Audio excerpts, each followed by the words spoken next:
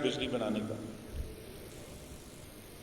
لیکن کوئلے کا بھی ایک پلانٹ بھی پاکستان میں اس وقت آپریشنل نہیں تھا بجلی بنانے کے لیے. تو لہذا کوئلہ بھی بالکل ایک نئی ٹیکنالوجی تھی جس کو ہم نے لے کر آنا تھا. اس کو ہم نے اینالائز کیا، ایک کوشش کی کہ جو بلوچستان کا ساحل ہے کراچی کے ساتھ، وہاں ایک میجر پروجیکٹس 6 لگائے جائیں، لیکن اس میں بھی کامیابی نہیں ہوئی. سی پیک کے تحت پھر آپ کو معلوم ہے کہ وہ پروجیکٹس جو آج اللہ تعالیٰ کے کرم سے کھڑے ہیں، موجود ہیں، ساہیوال کا جو کول پاور پلانٹ ہے، اور ہب کو چائنا ہے، اس کے بعد پورٹ قاسم ہے. تو وہ پلانٹ سی پیک میں فائنلائز ہوئے 2015 میں، اور اس پر کام شروع ہوا. لیکن اس کے ساتھ ہی آپ میں سے کچھ حضرات کو یاد ہوگا کہ Quaid Azam solar Bahawalpur 100 mega what's, اس سکیل کا کوئی پروجیکٹ پاکستان میں موجود نہیں تھا. اس کا آغاز پھر جب کوئی پرائیویٹ سیکٹر سے اس وقت کوئی قدم اس معاملے میں رکھنے کے لیے تیار نہیں تھا، تو حکومت پنجاب نے یہ فیصلہ کیا کہ وہ یہ کام کریں گے. شہباز شریف صاحب جو آج کے وزیر اعظم ہیں، وہ اس وقت وزیر اعلیٰ تھے، انہوں نے پھر اس کا آغاز کیا. میں اس وقت بھی وہاں گیا جب صرف وہاں ایک کیبن تھا اور چٹیل زمین تھی، اور وہاں کچھ چائنیز انجینئرز جو ہیں وہ سروے کر رہے تھے. پھر ہم وہاں بھی گئے، لیکن جو اہم بات تھی قائد اعظم سولر کی، آپ میں سے شاید حضرات کو بہتر، لیکن جہاں تک مجھے یاد ہے اس کا ٹیرف 17 سینٹ پر تھا جب اس کو ایوارڈ کیا گیا قائد اعظم سولر کو. وہ تو ایک تجرباتی طور پر تو کہہ سکتے ہیں کہ وہ پروجیکٹ پھر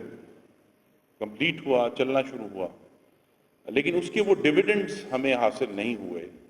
جو ہم حاصل کرنا چاہتے تھے. اور یہ چیلنج آج تک موجود ہے کہ کیا پاکستان میں large scale solar, anything above 50 megawatts, that's how I see it, سوائے وہ جو آئی پی پیز لگے ہیں جن میں سے کوئی بھی آپ اس کو بہت بڑا پروجیکٹ نہیں کہہ سکتے جو میسفلی پاکستان کے انرجی نیڈز کو پورا کرے، کہ ابھی بھی آج ایز آف ٹوڈے پاکستان کے سب سے ایفیشنٹ، پاکستان کے سب سے کاسٹ افیکٹو الیکٹریسٹی جنریشن وہ ہے جو حکومت پاکستان نے لگائی ہے. That is a fact. ابھی بھی پرائیویٹ سیکٹر کے لیے ایک بہت بڑا فیلڈ ہے، اور وہ خیر کبھی آنے والے دنوں میں جب آپ کے نمائندوں سے اور آفس ہولڈر سے گفتگو ہوگی تو یہ سوال ہم پوچھنا چاہیں گے کہ پرائیویٹ سیکٹر ابھی تک جس قسم کی ایفیشنسی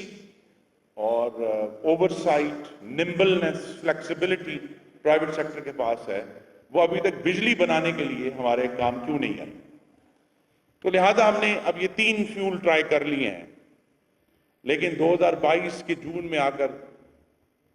یہ بات اب واضح ہے کہ وہ تینوں ایندھن جو ہیں وہ اس قدر مہنگے ہو چکے ہیں